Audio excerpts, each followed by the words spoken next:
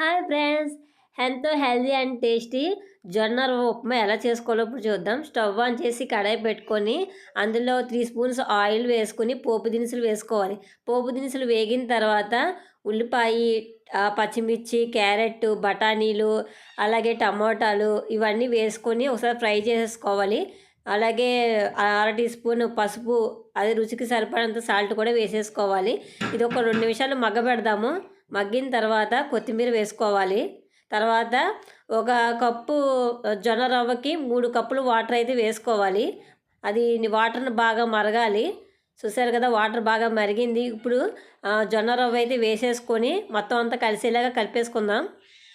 చూసారు కదా, బుడగ బుడగలుగా వస్తుంది. ఇప్పుడు మూత పెట్టేసుకొని మరొక 20 నిమిషాలు అయితే మగ్గపెట్టుకోవాలి. ఎందుకంటే జొన్న రవ్వ త్వరగా ఉరకదు.